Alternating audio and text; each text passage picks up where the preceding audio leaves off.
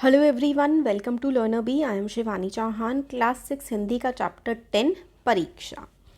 यह हम अच्छे से पढ़ेंगे विद वर्ड मीनिंग्स। जब रियासत देवगढ़ के दीवान सरदार सुजान सिंह बूढ़े हुए तो परमात्मा की याद आई। जाकर महाराज से विनय की कि दीनबंधु दास ने श्रीमान की सेवा 40 साल तक की। अब मेरी अवस्था भी ढल गई है, राजकाज संभालने की शक्ति नहीं रही। कहीं भूल चूक हो जाए तो बुढ़ापे में दाग लगे, सारी ज़िंदगी की नेक नामी मिट्टी में मिल जाए। तो जो देवगढ़ रियासत थी उसके दीवान थे, उनका नाम था सुजान सिंह। अब उनको लगने लगा कि उनकी ना एज हो गई है, 40 साल से वो उस रियासत की सेवा कर रहे थे। तो अब उन्होंने सोचा कि रिटायरमेंट ले लिया जाए। तो वो राजा के पास गए और राजा के पास जाके उन्होंने कहा कि 40 साल से मैं राजकाज की सेवा कर रहा हूँ, अब बुढ़ापा आ गया है, कहीं मेरे से कोई भूल चूक हो गई तो पूरी उम्र की जो मेरी ईमानदारी है सब पर दाग लग सकता है। तो अब आप प्लीज़ मुझे आज्ञा दीजिए कि मैं सेवानिवृत्त हो जाऊं। सेवानिवृत्त मतलब अब मैं रिटायर हो जाऊं, आप मुझे आज्ञा दीजिए। ऐसा दीवान जो है गुजारिश लेके गए महाराज के पास। राजा साहब अपने अनुभवशील नीति कुशल दीवान का बड़ा आदर करते थे। बहुत समझाया, लेकिन जब दीवान साहब ने ना माना तो हारकर उनकी प्रार्थना स्वीकार कर ली, पर शर्त यह लगा दी कि रियासत के लिए नया दीवान आप ही को खोजना पड़ेगा। तो देखिए, ये दीवान साहब राजा जी के पास गए हैं कि भाई अब रिटायरमेंट दे दो मुझे। तो राजा जी ने कहा अच्छा चलो ठीक है, आप जिद कर रहे हो, नहीं मान रहे हो, बट नया दीवान आप ही हमारे लिए ढूंढेंगे। दूसरे दिन देश के प्रसिद्ध पत्रों में यह विज्ञापन निकला कि देवगढ़ के लिए एक सुयोग्य दीवान की ज़रूरत है। अब दीवान जो है बहुत बड़ी पोस्ट होती थी पहले, तो दीवान के लिए खोज चालू की गई। तो जितने न्यूज़पेपर्स थे और जो भी चीज़ें थी उसमें इंफॉर्मेशन दे दी गई कि देवगढ़ के लिए एक नया दीवान ढूंढा जा रहा है। जो सज्जन अपने को इस पद के योग्य समझे वे वर्तमान सरकार सुजान सिंह की सेवा में उपस्थित हो। तो भाई जो भी खुद को समझता है कि वो दीवान के पद के लिए सुयोग्य है, मतलब जो बन सकता है, वो आ जाए और बेसिकली अप्लाई कर दे, आप ये समझ लीजिए। यह ज़रूरी नहीं कि वे ग्रेजुएट हों, मगर हष्ट-पुष्ट होना आवश्यक है। मंदाग्नि के मरीज़ को यहाँ तक कष्ट उठाने की कोई ज़रूरत नहीं है। तो फिर वो कहते हैं कि जो बिल्कुल हष्ट-पुष्ट हो, भले ही ग्रेजुएट ना हो, बहुत ज़्यादा पढ़ा लिखा ना भी हो, ग्रेजुएट ना भी हो, बट हेल्दी होना चाहिए। जो हेल्दी ना हो उसको आने की कोई ज़रूरत नहीं है। 1 महीने तक उम्मीदवारों के रहन सहन आचार विचार की देखभाल की जाएगी। और ऐड में ये भी लिखा गया कि पूरे 1 महीने तक बिल्कुल उनको निगरानी में रखा जाएगा। ये देखा जाएगा कि उनका व्यवहार कैसा है, रहन सहन कैसा है। विद्या का कम परंतु कर्तव्य का अधिक विचार किया जाएगा। ज्ञान से ज़्यादा कि उसकी कर्तव्य निष्ठा कितनी है, सेवा भाव उसमें कितना है, ये ध्यान दिया जाएगा। जो महाशय इस परीक्षा में पूरे उतरेंगे वे इस उच्च पद पर सुशोभित होंगे, और जो पर्सन सारी की सारी जो है क्वालिटीज़ उसमें पाई जाएंगी वो राज्य का दीवान बन जाएगा। इस विज्ञापन ने सारे मुल्क में तहलका मचा दिया। ऐसा ऊंचा पद और किसी प्रकार की कैद नहीं, केवल नसीब का खेल है। सैकड़ों आदमी अपना अपना भाग्य परखने के लिए चल खड़े हुए। अब भाई इतनी बड़ी पोस्ट के लिए, जैसे आज के टाइम पर जो यूपीएससी का होता है, आईएएस आईपीएस के लिए खूब सारे आवेदन आते हैं ना कि भाई बन जाए तो मज़े आ जाए टाइप वाली चीज़ हो जाती है। तो ऐसे ही ये हुआ कि भाई नसीब का खेल है और खूब सारे लोगों ने अपना भाग्य आजमाने की जो है कोशिश में सब निकल पड़े। देवगढ़ में नए नए और रंग बिरंगे मनुष्य दिखाई देने लगे, मतलब खूब सारे डिफरेंट टाइप के लोग आ गए। प्रत्येक रेलगाड़ी से उम्मीदवारों का मेला सा उतरता। कोई पंजाब से चला आता था, कोई मद्रास से, कोई नए फैशन का प्रेमी, कोई पुरानी सादगी पर मिटा हुआ। रंगीन इमामे, चोगे और नाना प्रकार के अंगरखे और कंटोप देवगढ़ में अपनी सज-धज दिखाने लगे। तो बेसिकली अलग अलग टाइप के फैशनेबल कपड़े, अंगरखे मतलब बेसिकली अलग अलग टाइप की शर्ट्स, अलग अलग टाइप के कपड़े, कोई डिज़ाइनर कपड़े पहनता था तो कोई सादे कपड़े पहनता था। अलग अलग टाइप के लोग देवगढ़ में अब देखने के लिए मिल रहे थे। लेकिन सबसे विशेष संख्या ग्रेजुएटों की थी, क्योंकि सनद की कैद ना होने पर भी सनद से पर्दा तो ढका रहता है। तो सनद बेसिकली यहाँ पर डिग्री की बात की जा रही है। तो सनद की कैद ना होने पर इसका मतलब है कि क्योंकि लिखा गया था कि ग्रेजुएट होने की तो कोई ज़रूरत नहीं है, बस इंसान जो है वो कार्यशील होना चाहिए, मेहनती होना चाहिए, बट फिर भी जो ग्रेजुएट्स हैं वो तो खुद को ज़्यादा बड़ा ही समझते थे। सनद की कैद ना होने पर भी सनद से पर्दा तो ढका रहता है। बेसिकली जो पढ़ा लिखा है भले ही वो गुणहीन हो फिर भी वो अपनी डिग्री के दम पर थोड़ा उछलता तो है ही, ये वाली बात कही गई है। सरदार सुजान सिंह ने इन महानुभावों के आदर सत्कार का बड़ा अच्छा प्रबंध कर दिया था। तो बहुत अच्छे अरेंजमेंट इन सब के महानुभाव यानी कि जितने भी लोग आए हुए थे दीवान की पोजीशन के लिए, इनके लिए अच्छी से मतलब सारी जो है इंतज़ाम किए हुए थे। हर एक मनुष्य अपने जीवन को अपनी बुद्धि के अनुसार अच्छे रूप में दिखाने की कोशिश करता था। तो हर कोई अपने बुद्धि के अनुसार खुद को बड़ा दिखाने की कोशिश कर रहा था। मिस्टर बेसिकली नाम नहीं दिए गए क्योंकि बहुत सारे लोग थे। तो मिस्टर 9 बजे तक सोया करते थे। तो मिस्टर अपने घर पे तो 9 बजे तक सोते थे, बट आजकल वे बगीचे में टहलते हुए उषा का दर्शन करते थे। घर पे तो 9 बजे तक सोते थे, बट जैसे वहाँ पर पहुँचे तो उषा का दर्शन यानी कि सूर्योदय, सूरज के उगते टाइम वो बगीचे में टहलते दिखते थे। मिस्टर द, स और ज से उनके घरों पर नौकरों की नाक में दम था, लेकिन ये सज्जन आजकल आप और जनाब के बगैर नौकरों से बात नहीं करते थे। तो मतलब कुछ लोग ऐसे थे जो अपने घर में नौकरों से बिल्कुल तमीज़ से बात नहीं करते थे, मगर यहाँ पे तो भाई बिल्कुल आप और जनाब और बड़ी तहजीब से नौकरों से बात किया करते थे। मिस्टर ल को किताब से घृणा थी, परंतु आजकल वे बड़े बड़े ग्रंथ देखने पढ़ने में डूबे रहते थे। तो एक मिस्टर ल थे, वो किताब पसंद नहीं करते थे, बट यहाँ तो किताबें लेके घूमते थे। मतलब बेसिकली बात ये कही जा रही है, जो इंसान जैसा था नहीं ना, वो वैसा खुद को दिखाने की कोशिश कर रहा था, बनावटी बन रहा था। जिससे बात कीजिए वह नम्रता और सदाचार का देवता बना मालूम होता था।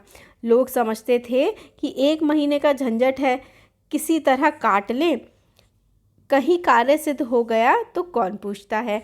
तो लोग सोच रहे थे कि भाई 1 महीने की बात है, बनावटी बन जाते हैं। अगर भाई नवाब बन गए हम लोग, या सॉरी यहाँ के दीवान अगर हम लोग बन गए तो फिर कौन पूछता है हम क्या कर रहे हैं क्या नहीं कर रहे हैं, बन गए तो बन गए बस एक बार। तो इसलिए इस तरीके से सब लोग नौटंकियाँ कर रहे थे। लेकिन मनुष्यों का वह बूढ़ा जौहरी आड़ में बैठा देख रहा था कि इन बगलों में हंस कहाँ छुपा हुआ है। तो मनुष्य का बूढ़ा जौहरी बेसिकली जो इस टाइम पर दीवान थे उनको बूढ़ा जौहरी कहा गया है। बूढ़ा जौहरी क्यों? क्योंकि वो परख रहे थे कि कौन इनमें से असली हीरा है या बगलों में हंस कौन है, एक्चुअली गुणवान व्यक्ति कौन है।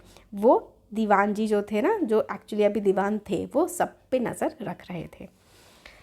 एक दिन नए फैशन वालों को सूझी कि आपस में हॉकी का खेल हो जाए। तो जो नए फैशन वाले जो मतलब मॉडर्न थे, उन्होंने डिसाइड किया कि चलो हॉकी का खेल खेल लिया जाए आज। यह प्रस्ताव हॉकी के मंजे हुए खिलाड़ियों ने पेश किया। यह भी तो आखिर एक विद्या है, इसे क्यों छिपा रखें। मतलब जो अच्छे खिलाड़ी थे उन्होंने ही ऑफकोर्स कहा होगा कि चलो हॉकी का खेल खेलते हैं, संभव है कुछ हाथों की सफाई ही काम कर जाए। चलिए तय हो गया, फील्ड बन गई, खेल शुरू हो गया और गेंद किसी दफ्तर के अप्रेंटिस की तरह ठोकरें खाने लगी। तो दफ्तर के अप्रेंटिस बेसिकली जो दफ्तर में नए नए आते हैं काम सीखने के लिए, कोई कभी उनको इधर भेजता है कभी उधर भेजता है। तो ऐसे ही हॉकी में गेंद इधर उधर फेंकी जाने लगी। रियासत देवगढ़ में यह खेल बिल्कुल निराली बात थी। तो देवगढ़ रियासत में ये खेल बिल्कुल निराली यानी कि नई बात थी। पढ़े लिखे भले मानुस लोग शतरंज और ताश जैसे गंभीर खेल खेलते थे। दौड़ कूद के खेल बच्चों के खेल समझे जाते थे। तो देवगढ़ में जो पढ़े लिखे लोग थे वो शतरंज खेलते थे, ताश खेलते थे। दौड़ना भागना ये वाले जो खेल थे ये तो सोचते थे कि बच्चों के खेल हैं। तो हॉकी का मैच हुआ। खेल बड़े उत्साह से जारी था। धावे के लोग जब गेंद को लेकर तेज़ी से उड़ते तो ऐसा जान पड़ता था कि कोई लहर बढ़ती चली आती है, लेकिन दूसरी ओर के खिलाड़ी इस बढ़ती हुई लहर को इस तरह रोक लेते हैं कि मानो लोहे की दीवार है। तो बेसिकली होता है ना, गोल करना होता है ना, गोल करना होता है कि भाई हॉकी से ये लेके गए फिर यहाँ पे करते हैं तो गोलकीपर रोक देता है। तो यही यहाँ पर बात करी जा रही है। संध्या यानी कि शाम तक यही धूमधाम रही। लोग पसीने से तर हो गए, खून की गर्मी आँख और चेहरे से झलक रही थी। हाफते हाफते बेदम हो गए, लेकिन हार जीत का निर्णय ना हो सका। तो खूब गेम खेला बट हार जीत का निर्णय नहीं हो सका, कौन जीता कौन हारा। अंधेरा हो गया था। इस मैदान से ज़रा दूर हटकर एक नाला था। तो अंधेरा हो गया, मैदान से थोड़ा पास में एक नाला था, उस पर कोई पुल ना था। पथिकों को यानी कि जो ट्रैवलर्स थे, जो पैदल चल के जा रहे थे, राही थे, को नाले में चलकर आना पड़ता था। तो नाले में उतर करके पार करना पड़ता था क्योंकि उस पर कोई पुल नहीं था। खेल अभी बंद ही हुआ था और खिलाड़ी लोग बैठे दम ले रहे थे, मतलब खेल बंद हो गया था, खिलाड़ी लोग बैठ के थोड़ा सा रेस्ट कर रहे थे कि एक किसान अनाज से भरी हुई गाड़ी लिए हुए उस नाले में आ गया। तो खिलाड़ी बैठे हुए थे, थोड़ा सा रेस्ट कर रहे थे क्योंकि थक गए थे। तभी देखा तो नाले के पास एक जो है किसान आया अपनी अनाज से भरी हुई गाड़ी लेकर के, बैलगाड़ी लेकर के। लेकिन कुछ तो नाले में कीचड़ था और कुछ उसकी चढ़ाई इतनी ऊंची थी कि गाड़ी ऊपर न चढ़ सकी। तो किसान उस नाले में घुस तो गया मगर वो उससे निकल नहीं पा रहा था। वह कभी बैलों को ललकारता, कभी पहिए को हाथ से ढकेलता, लेकिन बोझ अधिक था और बैल कमज़ोर। तो बोझ काफ़ी ज़्यादा था और बैल कमज़ोर थे, तो बैल ना निकल नहीं पा रहे थे उस नाले में से। गाड़ी ऊपर को ना चढ़ती और चढ़ती भी तो कुछ दूर चढ़कर फिर खिसक कर नीचे पहुंच जाती। तो गाड़ी थोड़ी बहुत आगे तो बढ़ती थी बट थोड़ी देर चढ़ के फिर वापस जो है नीचे खिसक जाती थी। किसान बार बार जोर लगाता और बार बार झुझलाकर बैलों को मारता, लेकिन गाड़ी उभरने का नाम न लेती। तो वो बहुत ट्राई कर रहा था बट गाड़ी निकल नहीं रही थी। बेचारा इधर उधर निराश होकर ताकता मगर वहाँ कोई सहायक नज़र ना आता। वो इधर उधर देख रहा था बट कोई उसकी हेल्प करने को नहीं था। गाड़ी को अकेले छोड़कर कहीं जा भी नहीं सकता था, गाड़ी अनाज से भरी हुई थी, बड़ी विपत्ति में फंसा हुआ था। इसी बीच में खिलाड़ी हाथों में डंडे लिए घूमते घामते उधर से निकले। तो बहुत सारे खिलाड़ी अपना वापस जा रहे थे और उधर से निकले। किसान ने उनकी तरफ सहमी हुई आंखों से देखा। तो किसान ने उन लोगों की तरफ देखा परंतु किसी से मदद मांगने का साहस ना हुआ। तो किसान उन लोगों की तरफ देख तो रहा था मगर किसी से ना हेल्प मांगने की हिम्मत किसान में नहीं हो रही थी। खिलाड़ियों ने भी उसको देखा मगर बंद आँखों से। तो खिलाड़ियों ने उसको देखा मगर बंद आँखों से, इसका मतलब है बेसिकली लोग उसको नज़रअंदाज करते हुए किसान को वहाँ से निकल रहे थे, जिनमें सहानुभूति न थी। तो मतलब देखा कि ठीक है, फंसा हुआ है, क्या है, हमें क्या है, और चलते गए। उनमें स्वार्थ था, मद था मगर उदारता और वात्सल्य का नाम भी ना था। तो स्वार्थी थे वो लोग कि भाई हम क्यों किसी की हेल्प करें, सब था बट उनमें वात्सल्य का नाम नहीं था। उनमें ये नहीं था कि किसी को हेल्प कर दे, ये वाली फीलिंग नहीं थी उन खिलाड़ियों में या उन लड़कों में। लेकिन उसी समूह में एक ऐसा मनुष्य था जिसके हृदय में दया थी और साहस था। आज हॉकी खेलते हुए उसके पैरों में चोट लग गई थी, लंगड़ाता हुआ धीरे धीरे चला आता था। तो एक बंदा था, उसमें से एक लड़का था जिसके हॉकी खेलते हुए पैरों में चोट भी लग गई थी, उसके अंदर दया थी, लंगड़ाता हुआ आ रहा था मगर फिर भी उसने मदद करी किसान की। अकस्मात एकदम से उसकी निगाह गाड़ी पर पड़ी, ठिठक गया। उसे किसान की सूरत देखते ही सब बातें ज्ञात हो गईं। उसने किसान को देखा और देखा बेचारा किसान कितना परेशान है। डंडा एक किनारे उसने रख दिया, कोट उतार डाला और किसान के पास जाकर बोला, मैं तुम्हारी गाड़ी निकाल दूं? तो फिर वो लड़का जो है, बल्कि उसके पैर में चोट लगी थी फिर भी वो किसान की मदद करने के लिए किसान के पास गया। किसान ने देखा एक गठे हुए बदन वाला लंबा आदमी सामने खड़ा है। झुककर बोला, हुजूर मैं आपसे कैसे कहूँ? युवक ने कहा, मालूम होता है तुम यहाँ बड़ी देर से फंसे हो। अच्छा तुम गाड़ी पर जाकर बैल को साधो, मैं पहिए को ढकेलता हूँ, अभी गाड़ी ऊपर चल जाएगी। तो वो जो लड़का था उसने कहा उस किसान से कि आप काफ़ी देर से मैं देखता हूँ यहाँ पर परेशान हो रहे हो, आप जाइए, आप बैल को साधो, बैल को मतलब आप आगे करो, मैं पीछे से गाड़ी को धकेलता हूँ। किसान गाड़ी पर जा बैठा। युवक ने पहिए को जोर लगाकर उकसाया। कीचड़ बहुत ज़्यादा था, वह घुटने तक ज़मीन में गड़ गया, लेकिन हिम्मत ना हारी। उसने फिर जोर किया। उधर किसान ने बैलों को ललकारा, बैलों को सहारा मिला, हिम्मत बंध गई। उन्होंने कंधे झुकाकर एक बार जोर किया तो गाड़ी नाले के ऊपर थी। तो बैलों को भी मदद मिल गई, पीछे से धक्का मिला तो उन्होंने भी हिम्मत करी, बैलों ने भी और उस लड़के ने भी, और जो गाड़ी थी वो कीचड़ से बाहर निकल गई।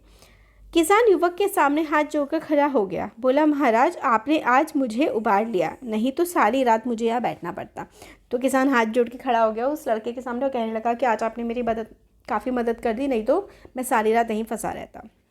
युवक ने हंसकर कहा, अब मुझे कुछ इनाम देते हो? किसान ने गंभीर भाव से कहा, नारायण चाहेंगे तो दीवानी आपको ही मिलेगी। तो मतलब बेसिकली दुआ दे दी किसान ने, क्योंकि लड़के ने हंस करके कहा कि कुछ इनाम तो दो मुझे। तो किसान ने दुआ दी कि भगवान चाहेंगे तो दीवानी आपको ही मिलेगी। युवक ने किसान की तरफ गौर से देखा। उसके मन में एक संदेह हुआ, क्या यह सुजान सिंह तो नहीं?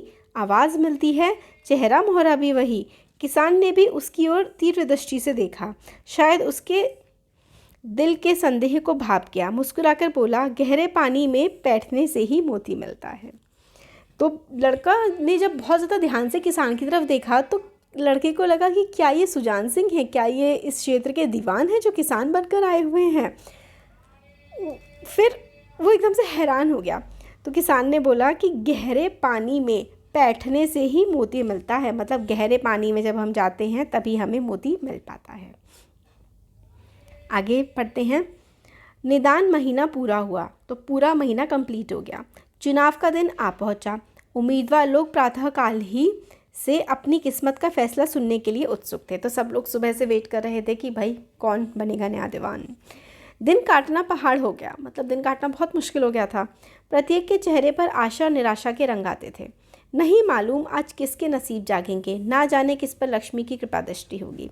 तो सब सोचने लगे पता नहीं किसके नसीब जागेंगे, भगवान जो है माता लक्ष्मी की कृपा किस पर आएगी। संध्या समय राजा साहब का दरबार सजाया गया। शहर के रईस और धनाढ्य लोग, राज्य के कर्मचारी और दरबारी तथा दीवानी के उम्मीदवारों का समूह सब रंग बिरंगी सज-धज बनाए दरबार में आ विराजे। तो अब इतना बड़ा फैसला होना था तो शहर के और आसपास के सारे इंपॉर्टेंट लोग जो हैं वो राजा के दरबार में आ पहुँचे।